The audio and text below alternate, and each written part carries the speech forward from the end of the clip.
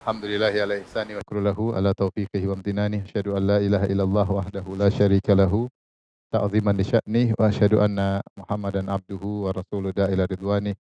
Allahumma shalli alaihi wa ala alihi wa ashabihi wa ikhwani. Hadirin hadirat yang dirahmati Allah Subhanahu wa taala, kita lanjutkan masih dalam pembahasan syarat sah salat. Syarat sah salat ya. Kita sudah jelaskan ada rukun salat, ada syarat sah salat ya. Syarat sah salat yang harus dihadirkan sebelum kita melaksanakan sholat. Di antara syarat-syarat tersebut sudah kita jelaskan, di antaranya masuknya waktu, di antaranya bersuci, sudah kita bahas bersuci dari hadas, dan juga nanti tempat harus suci, pakaian harus suci, di antaranya tertutup aurat, dan pada kesempatan kali ini kita akan bahas salah satu syarat sholat adalah menghadap kiblat ya. Syarat sholat, syarat sah sholat ya. Syarat sah sholat adalah istiqbalul kiblah, menghadap kiblat. Dan Allah Subhanahu wa taala berfirman dalam surat Al-Baqarah ayat 144 ya. Dalilnya surat Al-Baqarah ayat 144. Kata Allah Subhanahu wa taala, "Qad nara taqalluba wajhika fis sama' falanuwalliyannaka qiblatan tardaha fawalli wajhaka syatral masjidil haram haitsu ma kuntum fawallu wujuhakum syatarah." Sudah kita singgung pada pertemuan sebelumnya. Sebelumnya Rasulullah SAW ketika pindah ke Madinah sekitar 16 bulan atau 17 bulan beliau sholat menghadap Baitul Maqdis. Menghadap Baitul Maqdis ya, Masjidil Aqsa. Kemudian Rasulullah sering lihat ke atas, minta kepada Allah agar kiblat dirubah dari Baitul Maqdis ke arah Ka'bah. Akhirnya Allah turunkan ayatnya, "Qad nara taqalluba wajhika fis sama." Kami sering melihat wajahmu bolak-balik melihat ke langit ya. Falanuwalliyannaka qiblatan tardaha, maka kami akan palingkan kepada engkau kepada kiblat yang kau sukai. Fawalli wajhaka syatral masjidil haram, maka arahkanlah wajahmu ke syatra fawalli wajhaka syatral masjidil haram, yaitu ke arah Masjidil Haram. Arahkan wajahmu ke arah Masjidil Haram. Haram. Kemudian kata Allah, wa haitsu ma kuntum fawallu wujuhakum syatrah. Dimanapun kalian berada, maka tetap arahkan ke arah Masjidil Haram, itu ke arah Ka'bah. Maka sejak itu kiblat berubah dari Baitul Maqdis menuju ke Masjidil Haram atau ke Ka'bah. Baik. Ada kondisi solat kita wajib menghadap kiblat, ada kondisi solat kita tidak wajib menghadap kiblat. Ya, kondisi solat dua. Yang pertama, eee, tidak wajib menghadap kiblat.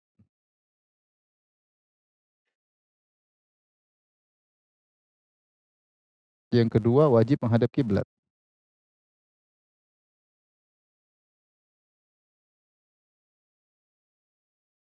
Tentunya hukum asal kita sholat menghadap kiblat karena perintah Allah umum.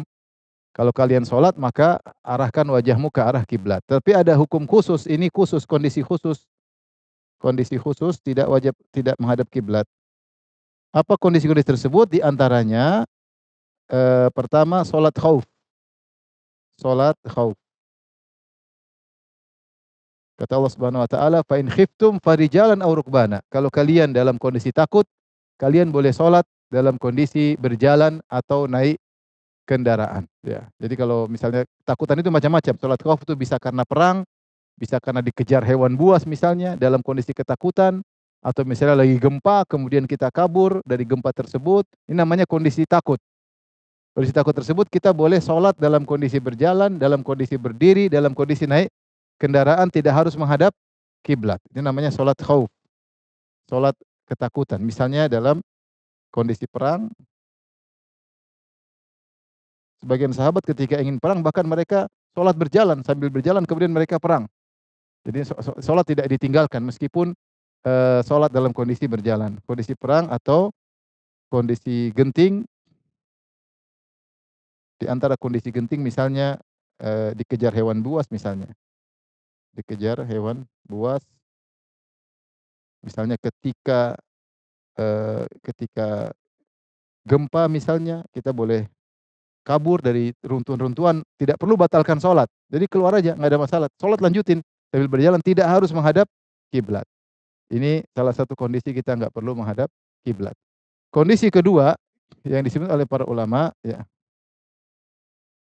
yang kedua adalah ketika kita sedang safar, kita sholat sunnah. Ketika sedang safar, naik kendaraan, kemudian kita sholat sunnah.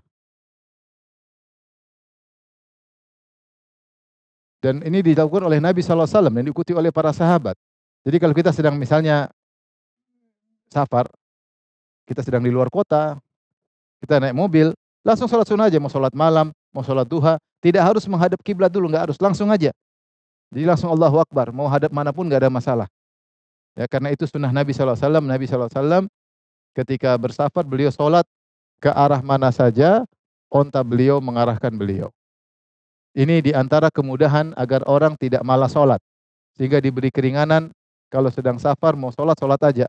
Kita lagi di atas pesawat, di atas kendaraan, lagi dimanapun berada, kita sedang naik kendaraan, mau sholat sunnah, maka kita langsung Allahu Akbar. Tapi jumhur ulama berpendapat, dua syaratnya, pertama sedang safar, ini syarat pertama, safar naik kendaraan, syarat kedua yaitu sholat sunnah. Adapun sholat wajib harus turun. Harus menghadap kiblat. Kata mereka kalau sedang safar naik kendaraan, ketika sholat sunnah maka boleh tidak menghadap kiblat. Sejak awal tidak harus menghadap kiblat. Khilaf di kalangan para ulama terkait ini, bagaimana dengan berjalan? Jika berjalan, apakah boleh seorang berjalan, sholat sambil berjalan ketika sedang safar tanpa menghadap kiblat? Maka riwayatnya Imam Ahmad membolehkan. Karena di antara safar ada orang safar naik kendaraan, ada orang safar yang berjalan. Jadi sambil berjalan aja meskipun kiblat di belakang, meskipun kiblat sebelah kanan, sambil jalan takbir, Allahu Akbar, ruku cuma isyarat, sujud cuma apa? Isyarat. Jadi sambil jalan. Sebagaimana kita naik kendaraan. Dan ini pendapat kuat karena safar tidak harus naik kendaraan. Ada orang bersafar berjalan. Maka boleh sholat sambil berjalan ya bagi orang yang melaksanakan sholat sunnah. Tapi kalau begitu sholat fardu maka dia berhenti, dia menghadap kiblat. Sebagaimana Nabi SAW kalau sholat fardu beliau turun dari kendaraannya, kemudian beliau sholat fardu menghadap kiblat. Kemudian juga ada kondisi ketiga khilaf. Yang ketiga ini khilafnya sangat kuat juga. Sholat sunnah di kendaraan dalam kondisi mukim. Dalam kondisi mukim. Jadi bukan dalam kondisi safar. Maka ini khilaf di kalangan para ulama, perselisihan. Misalnya saya habis sholat fardu di masjid, kemudian saya pulang ke rumah, saya naik mobil sama supir, saya sholat sendiri, sholat di belakang. Padahal saya tidak sedang musafir. Kalau saya musafir, semua orang bilang sepakat boleh. Tapi sekarang saya tidak sedang musafir. Atau saya mau ke kantor, ternyata ke kantor 2 jam atau 1 jam Jakarta, di mobil saya sholat duha, tidak menghadap kiblat. Boleh atau tidak? Ini khilaf di kalangan para ulama. Saya terus terang cenderung kepada, meskipun jumhur mengatakan tidak boleh, tapi sebagian ulama mengatakan boleh. Saya cenderung membolehkan ya. Bagi orang yang biar tidak ada halangan bagi dia untuk apa? Untuk sholat sunnah. Tapi ini masalah khilafiyah ya, apalagi sekarang kondisi di Jakarta padat, terkadang kita sulit untuk melaksanakan sholat, kita kejebak macet dan macam-macam. Kita manfaatkan waktu, mau berzikir, mau sholat sunnah juga boleh. Namun ini masalah khilaf, jumhur tidak membolehkan. Majelis ulama tidak membolehkan, mereka hanya sepakat kalau dalam kondisi apa safar. Oleh karena saya dapati sebagian syekh-syekh mereka mengambil pendapat ini. Bahwasanya meskipun tidak safar mereka tetap sholat sunnah meskipun di kendaraan. Saya beberapa kali dibonceng sama syekh, sebagian syekh mereka naik mobil, Allahu Akbar, tiba-tiba lagi ngobrol tahu-tahu Allahu Akbar. Lah ini saya dibiarin aja, kemudian dia sholat Allahu Akbar terus. Padahal kita tidak sedang safar. Yang lebih menakjubkan dulu juga saya pernah, waktu saya di musim haji jadi penterjemah syekh. Kita ada ceramah subuh, yang syekhnya penduduk kota Mekah. Jadi bukan mukim, dia bukan musafir, dia mukim. Jadi dia jemput saya turun dari penginapan, kita mau ke masjid sebelum subuh. Jadi saya tunggu dia datang, dia bel, tet tet. Saya datang dia lagi sholat, Allahu Akbar. Saya lihat saya masuk, langsung jalan, Allahu Akbar. Jalan terus sampai ke masjid, Allahu Akbar. Ini sholat witir apa sholat malam? Karena belum waktu sholat subuh. Kita berangkat. Saya pertama ini kan setahu saya hanya musafir yang dibolehkan. Tapi ternyata ada pendapat yang boleh. Artinya kita tahu ini masalah khilaf. Kalau mau hati-hati ya kita sholat ketika sedang safar. Maksudnya di antara ibadah yang sangat Allah cintai adalah sholat. Ya. Sampai ketika sudah kita sampaikan ketika pertama kali Allah wajibkan sholat sampai 50 waktu. Sampai 50 waktu. Oleh karenanya ketika seorang bisa sholat sunnah, terutama ketika sedang safar, sholat aja. Bagaimana kalau tidak safar? Maka ini khilaf di kalangan para ulama. Cuma saya lihat praktek sebagian syekh-syekh, mereka meskipun tidak musafir, mereka sholat di kendaraan. Tapi ini contoh-contoh bahwasanya tidak wajib menghadap kiblat. Kondisi berikutnya tidak wajib menghadap kiblat ketika dia tidak tahu kiblat di mana sama sekali. Dia tidak tahu kiblat, dia tidak tahu arah sama sekali. Dalam kegelapan, nggak ngerti membaca bintang, nggak ngerti membaca arah. Aplikasi mati, internet tidak ada. Ya udah sholat kemana saja. Sholat kemana saja. Itu kondisi berikutnya. Atau ini kita tidak jadikan nomor 3, ini khilaf ya. Ini khilaf. Kemudian yang ketiga, kondisi yang disepakati.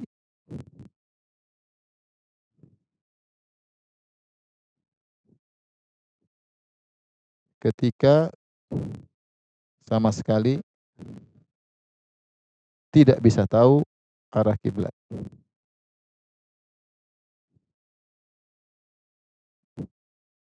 Ini yang mereka mengatakan fa aina ma takunu fa thamma wajhullah. Dimanapun kalian berada, disitulah wajah Allah, disitulah kiblat Allah. Maka silakan kalian sholat kalau memang benar-benar tidak tahu di mana arah kiblat.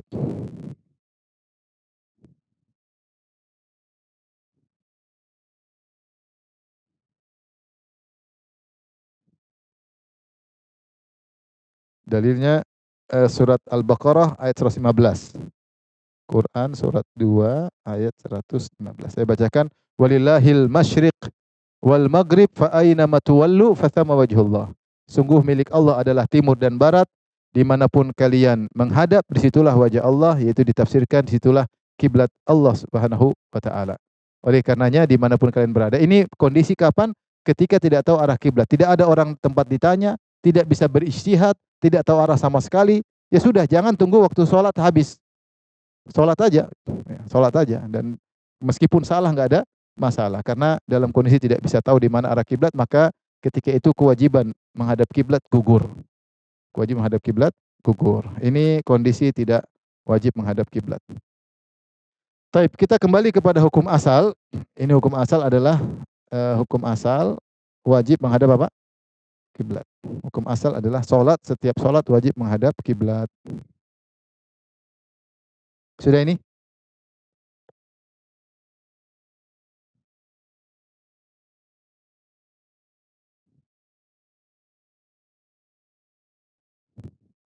Baik, kita lanjutkan. Menghadap kiblat ada dua kondisi.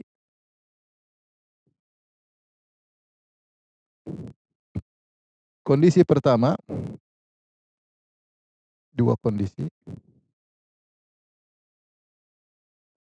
Bisa langsung melihat Ka'bah. Bisa langsung melihat Ka'bah. Maka ini sepakat ulama, sepakat harus melihat zat Ka'bah, harus mengarah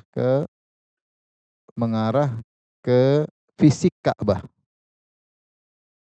Fisik Ka'bah. Jadi kalau kita sedang lihat Ka'bah, ya sholat menghadap fisik Ka'bah.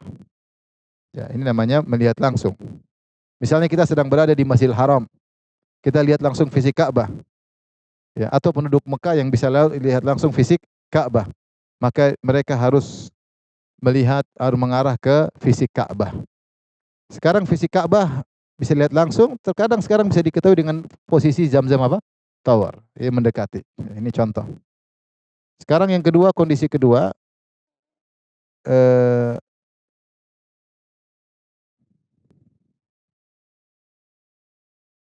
jika tidak bisa melihat langsung,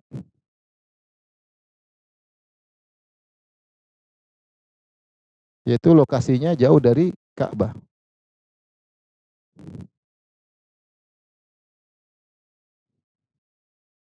Maka ini pun dua kondisi.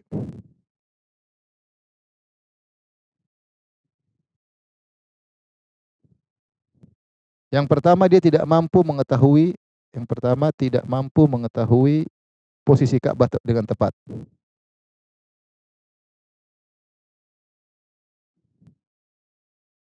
Posisi Ka'bah, posisi fisik Ka'bah dengan tepat.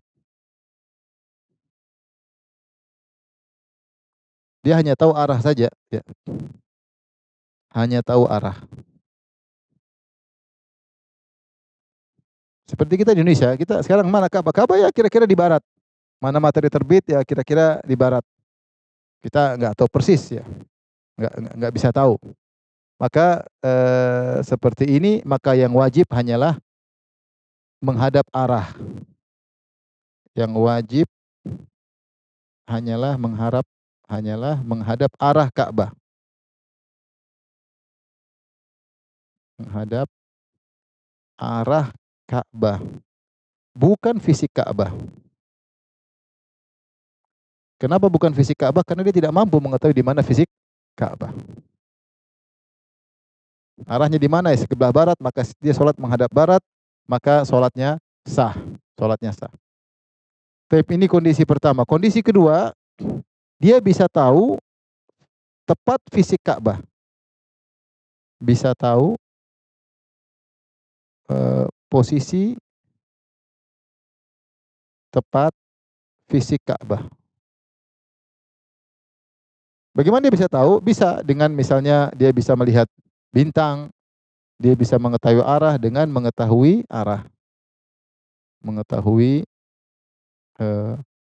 arah atau astronomi misalnya dia tahu ya. Atau misalnya dengan aplikasi ya, dan lain-lain ya. Dengan kompas ya, misalnya dengan kompas.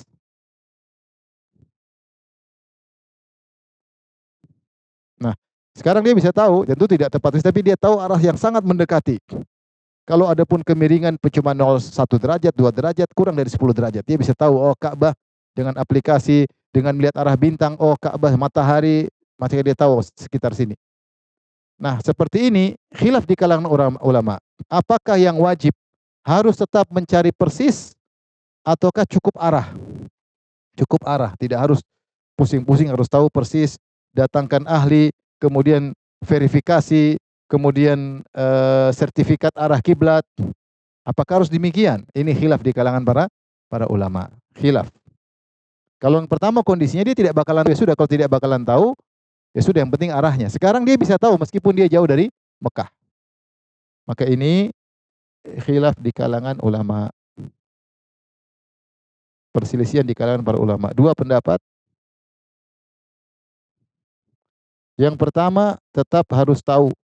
Yang pertama tetap harus ke fisik Ka'bah. Yang kedua tidak harus. Cukup arah. Cukup arah Ka'bah. Cukup arah Ka'bah. Bagi yang berpendapat pertama, di antaranya seperti sebagian ulama dari mazhab Syafi'iyah dan juga mazhab yang lain, maka harus berusaha tahu. Maka situlah pentingnya ada verifikasi, pentingnya ada sertifikasi, ya. Sehingga datang harus dirubah, kalau ada miring 10 derajat harus diperbaiki, nggak boleh nggak diperbaiki. Harus diperbaiki karena kita bisa tahu mana tepatnya. Sampai ada di antara mereka mengatakan, kalau ini miring-miring 10 derajat nanti ke piramid Fir'aun. Harus diperbaiki. Harus diperbaiki. Apalagi sampai kemiringan 15 derajat, maka ini wajib. Kalau sengaja berpaling, tidak sah sholat. Karena yang wajib bagi orang yang mampu tahu di mana fisik Ka'bah, dia harus menghadap fisik Ka'bah. Ini pendapat lebih hati-hati. Ini pendapat lebih hati-hati. Adapun Imam Ahmad, ini pendapat yang lebih kuat wallahu alam bisawab, bahwasanya tidak harus, tetapi cukup yang penting tahu arah apa? Ka'bah. Tidak harus.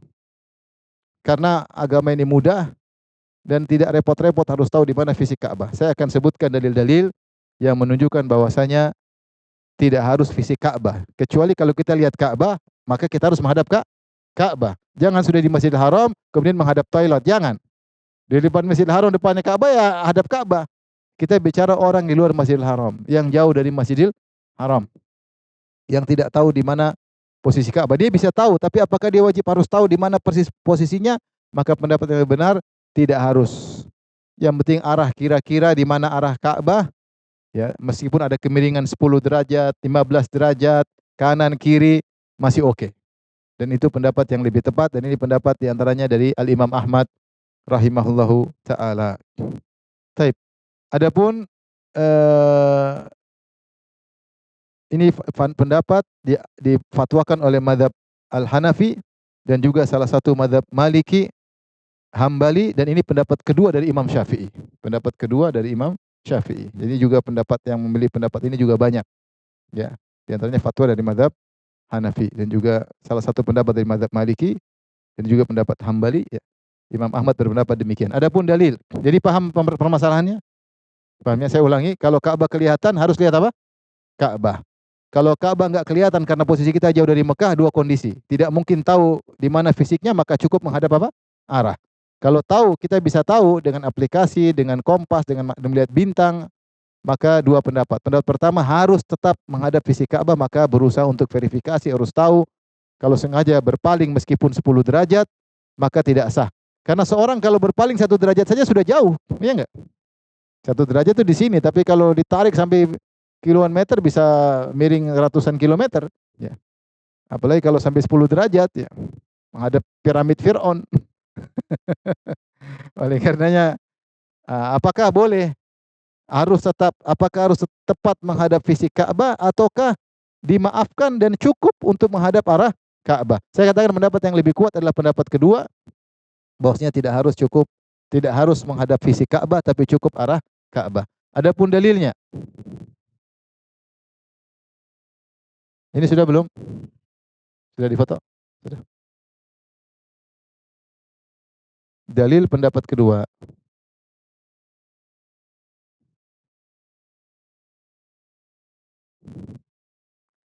Yang pertama, Allah Subhanahu wa taala mengatakan fawalli wajhaka syatral Masjidil Haram. Kata Allah fawalli wajhaka syatra al-Masjidil Haram. Arahkanlah wajahmu ke arah syatra, mereka arahkan dengan jihah. Mereka arahkan nahwa atau tujaha. Nahwa atau tujaha. Maksudnya arah. Secara bahasa kata mereka maknanya arah, yaitu ke arah Masjidil Haram, berarti arahnya tidak harus ke fisik Ka'bah, ya. Kemudian yang kedua, ini dalil yang pertama. Dalil yang kedua, secara logika, ya, Nabi SAW, ya, tinggal di Madinah, Nabi dan para sahabat di Madinah dan juga di kota-kota lain. Namun Nabi tidak pernah dikenal ketat harus begini, harus lihat bintang, padahal ahli perbintangan ada di zaman Nabi SAW, ya. Namun tidak diketahui Nabi ketat dalam hal ini. Apalagi ada orang Arab Badui, mungkin pergi ke gunung, pergi ke mana, Rasulullah tidak kasih pelajaran, harus tahu persis di mana fisik apa? Ka'bah. Ketika Rasulullah tidak menyuruh untuk belajar persis di mana fisik Ka'bah, menunjukkan itu tidak wajib.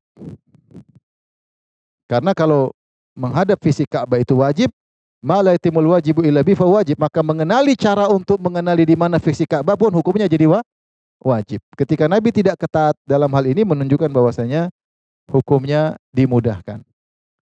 Dalil yang ketiga, Rasulullah SAW bersabda, "Ma bainal masyriq wal maghrib kiblah." Nabi SAW, "Ma baina al masyriq wal maghrib kiblah." Antara timur dan barat adalah kiblat. Kata Nabi, antara timur dan barat adalah kiblat. Ini lagi kelonggaran. Kita tahu ini Rasulullah berbicara ketika konteksnya di Madinah. Ini di Madinah. Baik. Kita lihat bagaimana posisi Madinah. Ini Madinah. Ini Ka'bah. Ka'bah, Mekah. Kemudian sini Madinah.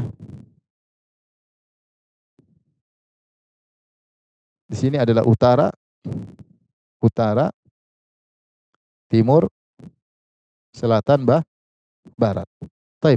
Nabi ketika ngomong beliau di Madinah, beliau berkata, "Ma bainal masyriq wal maghrib kiblah." Kata dia antara timur dan barat adalah apa? Kiblat.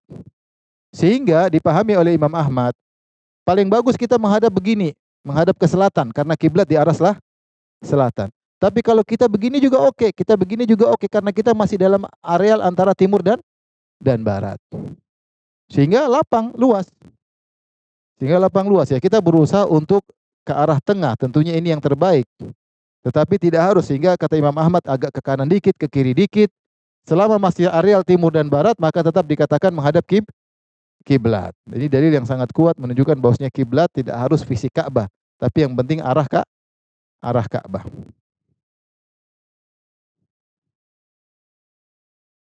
Demikian juga hadis yang lain, hadis Abu Sa'id Al-Khudri, kata Nabi SAW, bagi penduduk Madinah, kata Nabi SAW, jika kalian buang hajat, idza ataitumul ghaita fala tastaqbilul qiblah wala tastadbiruha. Kata Nabi, jika buang hajat, jangan hadap kiblat. Jangan hadap atau membelakangi kiblat.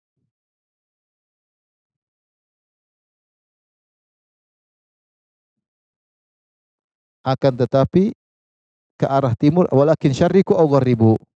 Tetapi ke arah timur atau barat. Jadi di antara adab ketika seorang buang hajat, terutama ketika di lapangan terbuka, maka jangan dia menghadap kiblat atau membelakangi kiblat, tidak boleh. Terus gimana? Kata Nabi, hadap timur atau hadap barat? Berarti selama dia menghadap timur, ke arah timur atau ke arah barat, dia selamat dari menghadap kiblat atau membelakangi kiblat. Maka siapa yang menghadap timur ketika buang hajat ini bagi penduduk Madinah? Kiblatnya arah selatan. Kiblatnya arah selatan. Maka untuk selamat, jadi kalau dia buang hajat jangan menghadap selatan kata Nabi, tapi ke timur atau menghadap barat. Maka selama dia menghadap timur atau menghadap barat, maka dia selamat dari menghadap kiblat atau membelakangi kiblat. Maka dia disuruh menghadap begini, ke timur atau ke barat. Kalau begitu, selama dia masih menghadap timur atau barat, berarti dia tidak menghadap kiblat. Menunjukkan kiblat itu arealnya apa? Luas, arah. Paham? Baik.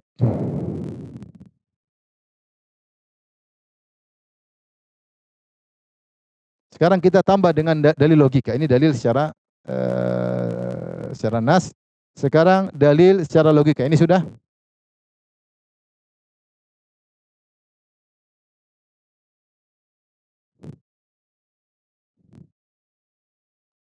Dalil secara logika.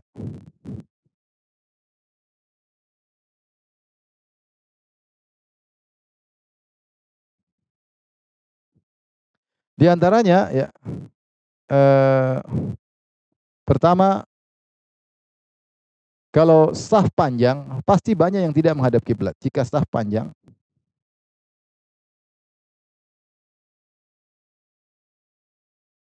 pasti banyak yang tidak hadap kiblat. Pasti banyak yang tidak menghadap fisik kiblat.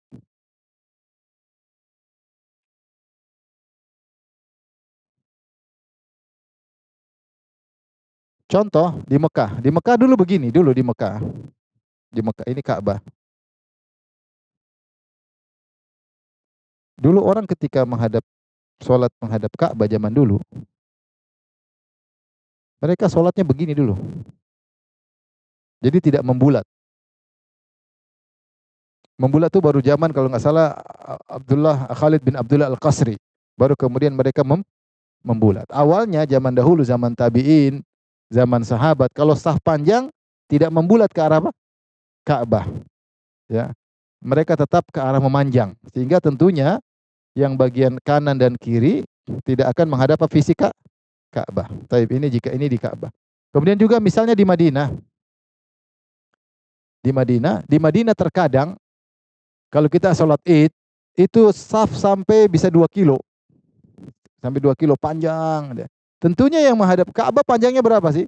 Ka'bah panjangnya kalau 20 meter. Ya, terus yang sampai kanan kiri semuanya nggak ada yang menghadap apa? Ka'bah.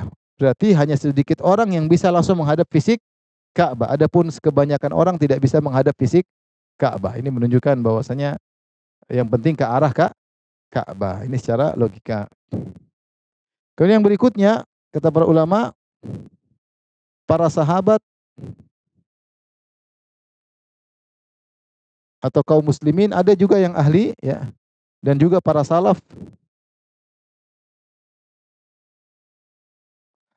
ada yang ahli perbintangan, astronomi.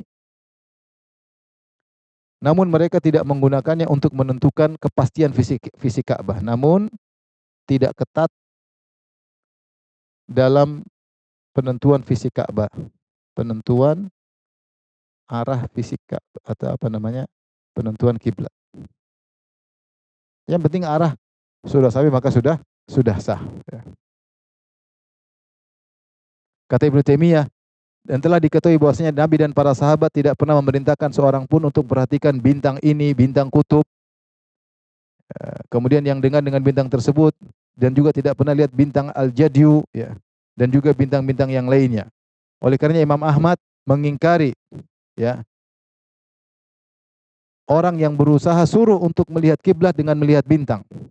Kata Imam Ahmad, laisa fil hadis dzikrul jadi. Tidak dalam hadis Rasulullah suruh lihat bintang ketika menentukan Ka'bah, arah kiblat. Walakin ma bainal masyriq wal maghrib kiblah. Rasulullah cuma mengatakan antara timur dan barat adalah arah kiblat. Jadi Rasulullah memudahkan. Ya. Oleh karenanya jika harus kepada fisik Ka'bah itu hukumnya wajib atau sunnah, tentu para sahabat sudah mendahului kita. Ketika para sahabat longgar dalam hal ini, menunjukkan kita sholat tidak harus menghadap fisik Ka'bah. Kemudian juga jika seorang sholat di atas gunung Jabal Abu Qubais di Mekah, ada gunung Jabal Abu Qubais. Dia sholat di situ, pasti tidak menghadap fisik Ka'bah. Kenapa? Karena Ka'bah pendek, dia di atas di gunung. Paham? Tidak menghadap fisik Ka'bah.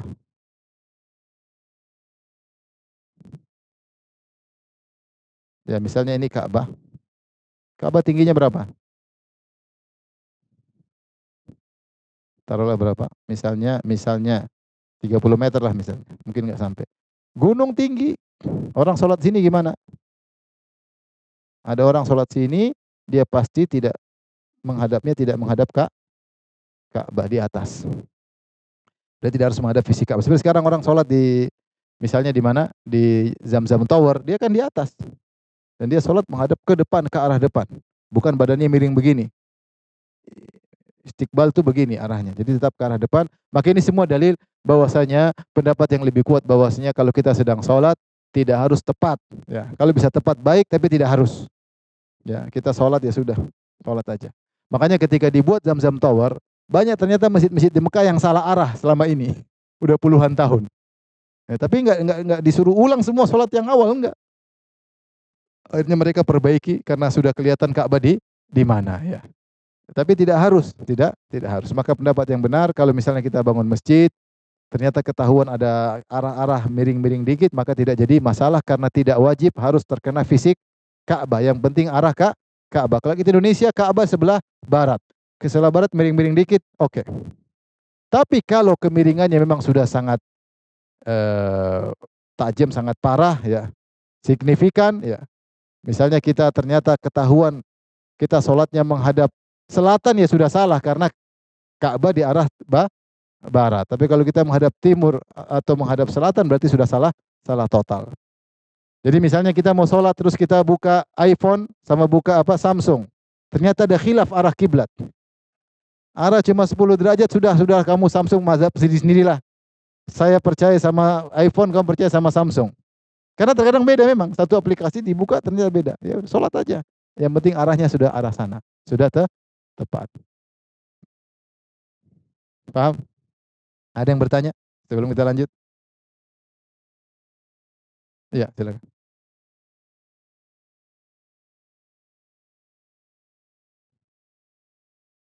Kalau kita sholat sunnah, ikut kita rubah dikit nggak apa-apa. Tapi kalau kita lagi berjamaah, ikut aja jamaah. Iya. Jangan jangan begini, antum belok sendiri-sendiri. Nggak apa, karena sah. Karena sah. Dia mungkin masjid itu sudah dibangun dari nenek moyang dia, udah lama. Ternyata kita pakai aplikasi, ada error, ada kurang 10 derajat. Bilang aja aplikasi kita yang ngawur. Bahwasanya itu tidak ada masalah. Dia cuma menunjukkan fisik Ka'bah, tapi tidak harus. Beda kalau kita berpendapat dengan mazhab yang mengharuskan, maka harus dirubah. Kalau tidak dirubah, maka tidak sah. Tapi kita memilih pendapat kedua, bahwasanya tidak harus ke fisik Ka'bah. Wallahu a'lam bishawab. Untuk lebih hati-hati kalau kita bangun masjid, kita datangkan orang yang tahu di mana arah kiblat, fisik Ka'bah supaya tidak ada khilaf di kemudian hari. Kita menutup pintu-pintu perselisihan. Tapi masjid-masjid yang sudah terlanjur ada arah mihrabnya, arahnya miring-miring sedikit, jangan dipermasalahkan. Jangan bikin ribut dengan masyarakat. Kita tahu aplikasi, oh ternyata ini 15 derajat. Tidak ada masalah. 30 derajat pun nggak ada masalah. Karena masih arah kiblat. Ada lagi yang bertanya? Ya. Salat fardu di atas pesawat, ya sebisa mungkin kita menghadap kiblat jika memungkinkan.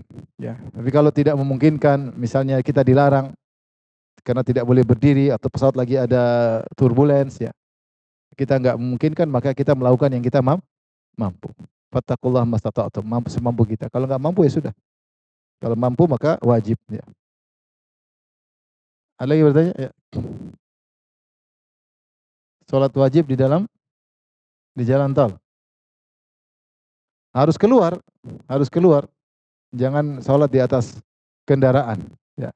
Harus keluar, maka berusaha keluar dari kemacetan. Ya, kita harus perkira-kirakan, oh saya ini bakalan macet, saya harus mampir. Jangan sampai saya kejebak sehingga waktu asar lewat misalnya. Jangan. Tapi kalau darurat ya apalagi, beda hal. Kalau kita ternyata tidak seperti biasa, kita sudah berniat keluar ternyata sudah kejebak, ya kita sholat di kendaraan. Darurat. Baik. Sekarang kita lanjut. Syarat sah sholat berikutnya yaitu menutup aurat.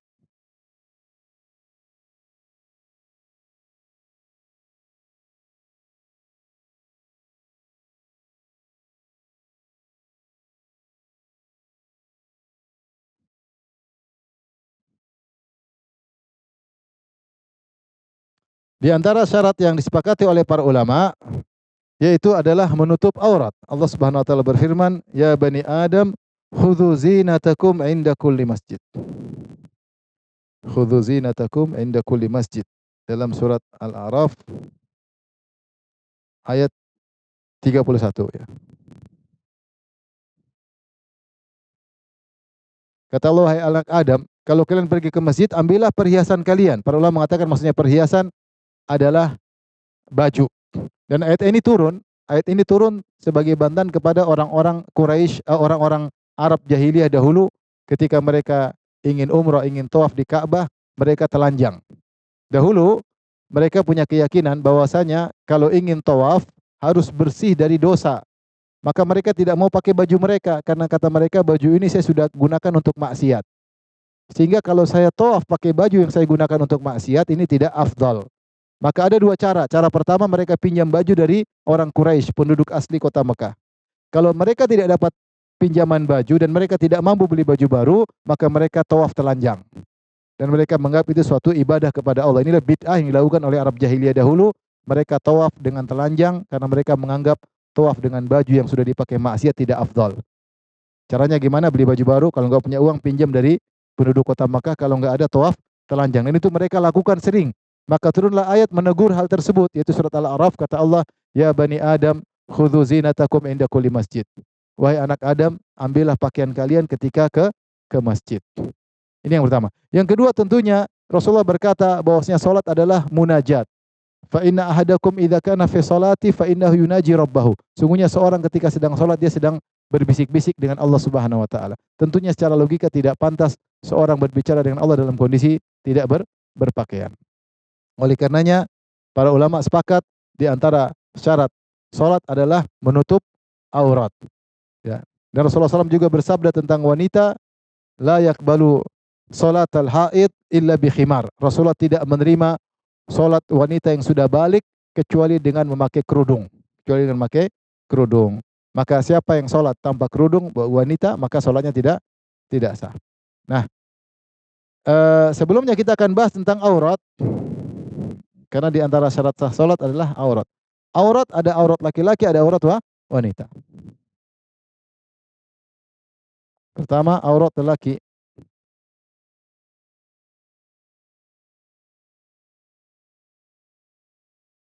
Yang kedua adalah aurat wanita.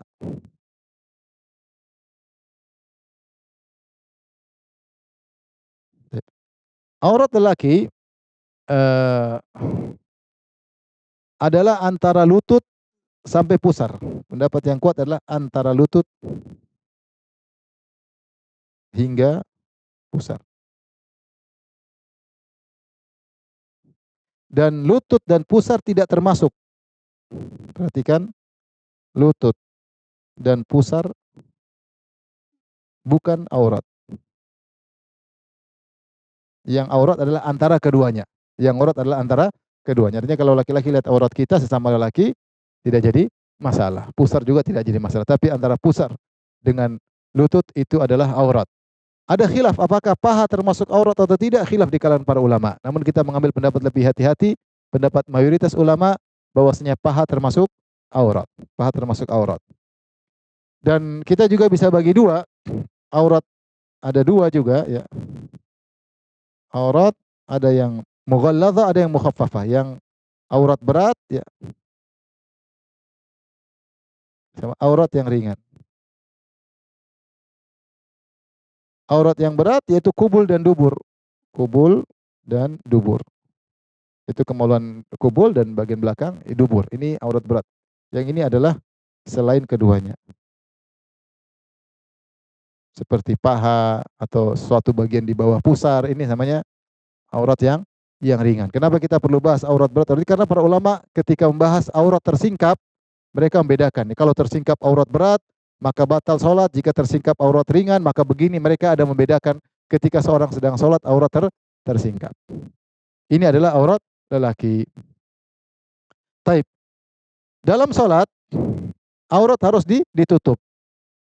Sebelum kita bahas aurat wanita, kita bahas aurat lelaki. Ini sudah ya. Aurat lelaki dalam sholat, beda lagi. Jadi, ada aurat pembahasan, aurat lelaki dalam sholat. Ini aurat di luar sholat. Aurat lelaki di luar sholat. Adapun di dalam sholat,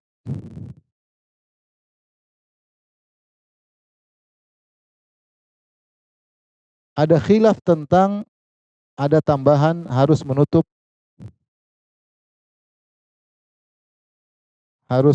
salah satu pundak.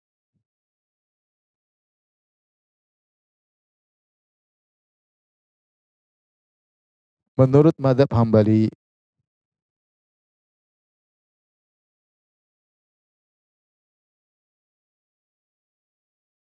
Jadi, kalau menurut jumhur ulama, seorang lelaki misalnya sholat, dia hanya pakai handuk, kemudian dia tutup pusarnya sampai lututnya, kemudian dia sholat meskipun terbuka atasnya, Allahu Akbar, maka sah sholatnya.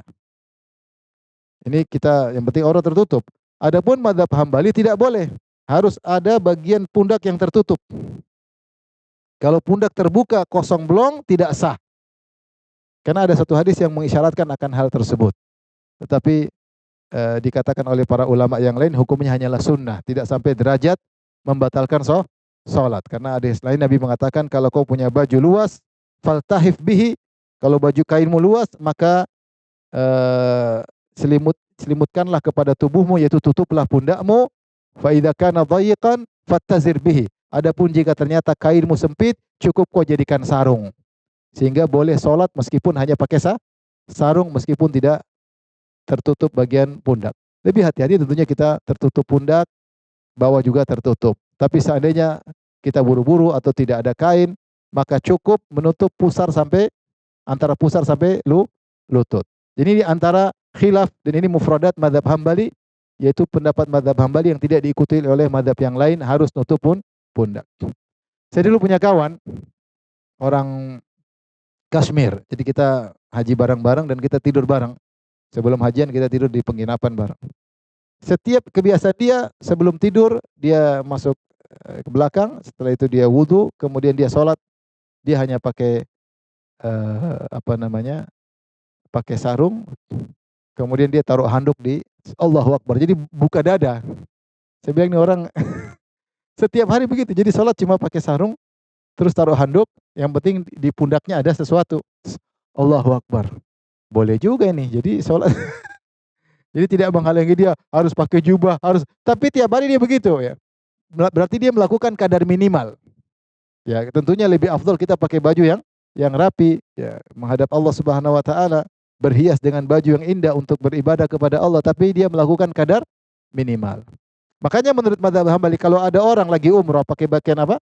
Ihram. Kemudian dia sholat, dia taruh kain atasnya, tidak pakai rida, Allahu Akbar, sah atau tidak? Menurut mazhab Hambali, sah atau tidak? Tidak, karena pundaknya terbuka. Ya, tapi kalau mazhab lain sah. Ya, sah. Ya. Karena menutup hukumnya sunnah, tidak sampai wajib. Mazhab Hambali tidak sah. Jadi kalau aurat lelaki mudah, itu yang penting menutup antara pusar sampai lutut. Kalau bisa bagian atas lutut lebih afdal ya. Misalnya kita ternyata baju kita lagi najis, yang ada cuma sarung, maka jangan menghalangi kita untuk sholat. Paham? Taib. Gimana kalau ternyata kita nggak ada baju sama sekali? Lagi di tengah hutan, darurat, gimana? Sholat? Tanpa menutup aurat? Iya, tetap harus sholat. Tapi sebenarnya mengatakan sholatnya duduk, jangan berdiri. Duduk. Karena kalau berdiri semakin berbahaya. Jadi duduk, sholat, menghadap kiblat meskipun aurat terbuka. Dan sujudnya nggak usah sujud, isi isyarat saja. Karena kalau sujud akan semakin terlihat apa? Aurat. Ini darurat. Siapa tahu lagi jalan-jalan kemana, baju dicuri orang, telanjang bulat. Ya udah tetap aja sholat. Jangan nggak ada baju saya nggak sholat. Tetap harus sholat. Sholat nggak boleh tinggal. Terus gimana? Ya udah sholat duduk. Ya, jangan berdiri, jangan sujud, jangan ruku. Ya. Paham? Mudah-mudahan kita tidak mengalami itu ya. Baik. Sekarang aurat wanita. Aurat wanita. Aurat wanita juga kita bagi dua, aurat di luar sholat dan aurat dalam sholat. Ini sudah ya? Bapak-bapak ada yang bertanya? Sebelum kita lanjut? Silakan.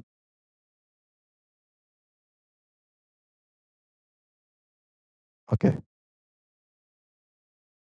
Oh iya. Kelihatan bagian misalnya lekukan bokong ya misalnya.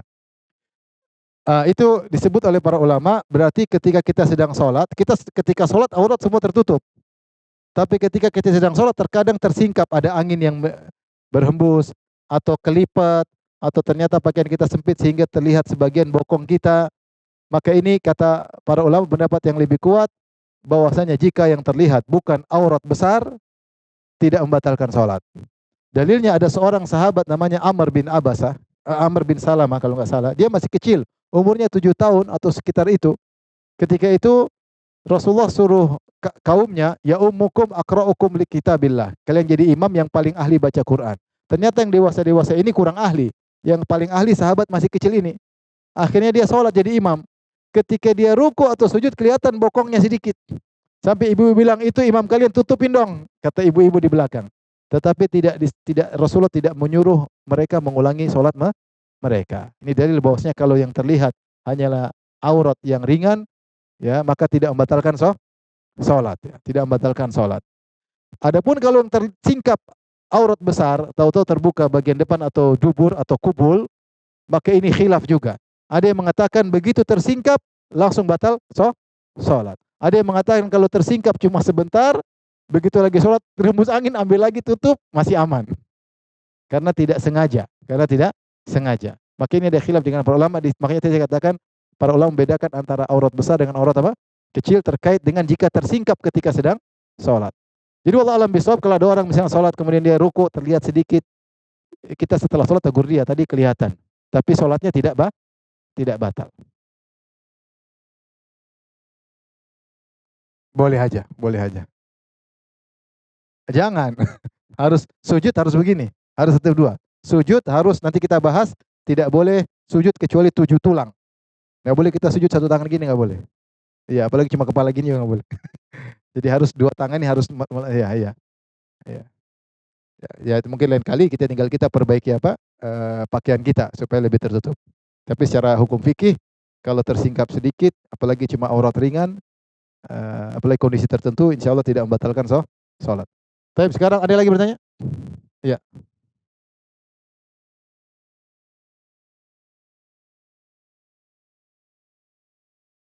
Celana dalam tidak apa-apa, yang kulitnya yang jadi masalah. Kalau celana dalam bukan aurat, yang jadi masalah kata para ulama, nutup aurat itu tidak boleh kelihatan kulit. Jadi kalau tipis ternyata kebuka kulitnya, ini masalah. Karena fungsi kita nutup aurat adalah agar kulit tubuh kita tidak terlihat. Tentunya kita berusaha pakai pakaian yang tidak membentuk lekukan tubuh. Itu yang terbaik. Tapi selama masih tertutup, masih dikatakan menutup apa? Aurat. Tetapi kalau ternyata terlihat kulit paha kita atau kulit bagian tubuh kita, itu bermasalah karena berarti aurat kita tersingkap. Ada lagi terakhir? Ada yang bertanya? Iya, kalau kalau dia bukan aurat besar, mudah-mudahan tidak jadi masalah. Dianggap aurat kecil. Sebenarnya mereka mengatakan aurat kecil terlihat dalam waktu lama tidak membatalkan sholat. Dalilnya ada hadis tadi. Sahabat tadi dia ruku kan cukup lama.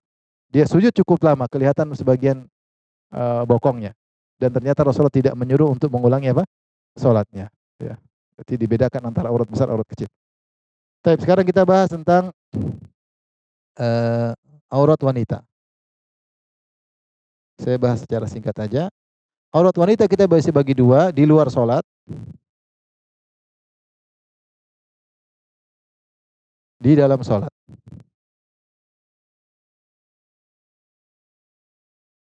Aurat wanita di luar sholat ada berbagai macam kondisi. Pertama, satu, di hadapan sesama wanita. Yang kedua, di hadapan mahramnya. Yang ketiga, di hadapan lelaki asing. Yang keempat, di hadapan suaminya.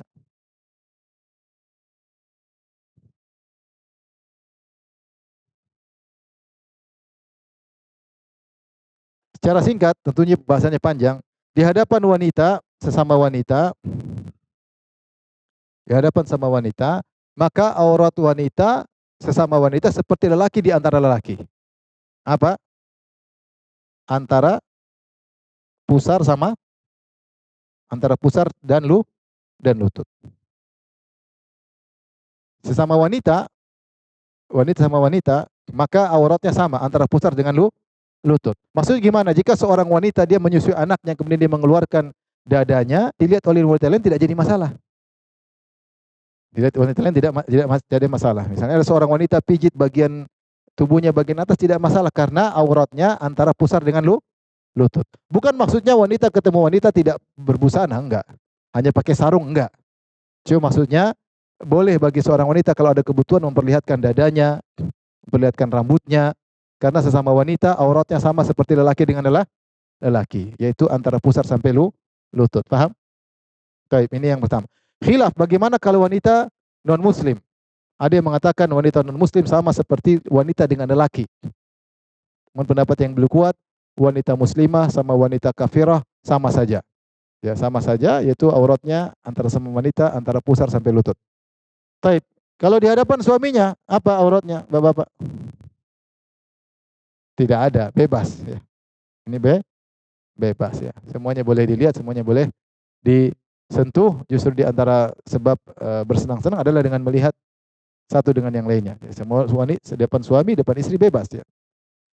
Di hadapan mahramnya, maka ini wala yubdina zinatahunna illa ma dhahara minha ya.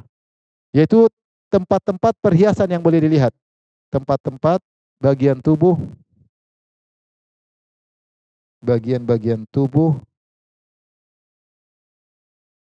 tempat perhiasan boleh dilihat. Apa? Kalau laki-laki perempuan pakai perhiasan di mana? Di leher, ya enggak? Di tangan, di kaki, kalung ya. Menunjukkan bahwasanya kalau sesama mahram, sesama lelaki, sama kakak, sama adik, sama mahram berarti boleh rambut terlihat, leher boleh terlihat, dada sedikit boleh terlihat, tangan boleh terlihat, kaki boleh terlihat. Tapi tidak boleh lebih dari itu. Misalnya adik perempuan dan kakak perempuan kemudian terlihat pahanya, nggak boleh. Nggak boleh adik melihatkan paha dia kepada kakak laki-laki. Karena itu aurat, nggak boleh. Ya, nggak boleh.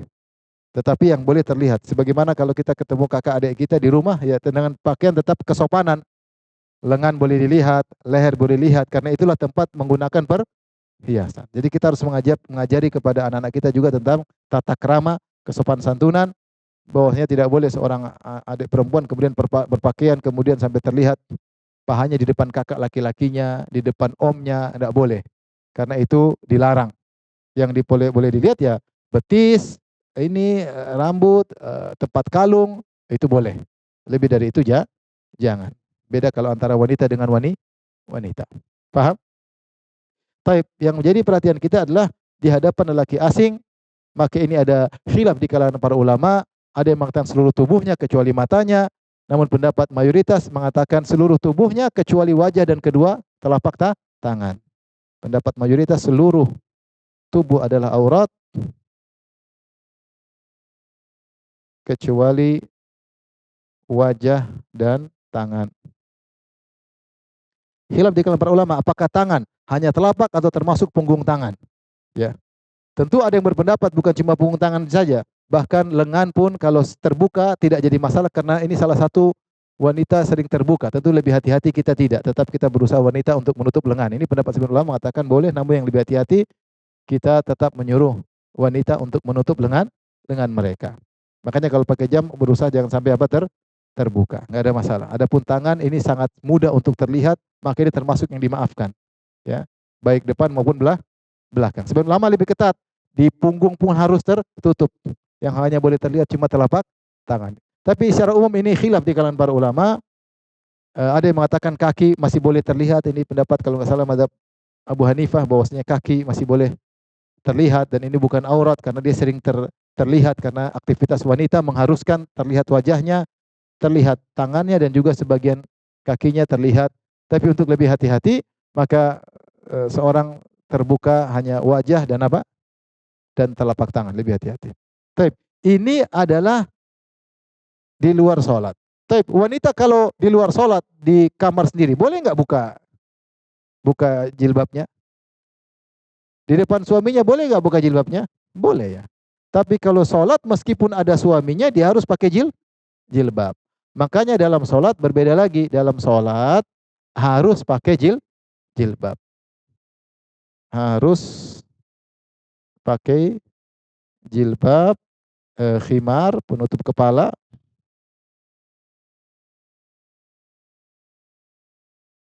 Meski tidak ada orang.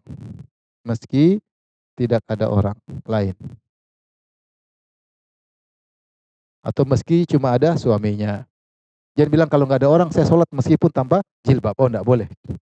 Karena ini aurat di hadapan Allah Subhanahu wa taala ketika sholat harus menutup kepala. Kata Rasulullah SAW, "Innallaha la yaqbalu sholata haidhin illa bi khimar."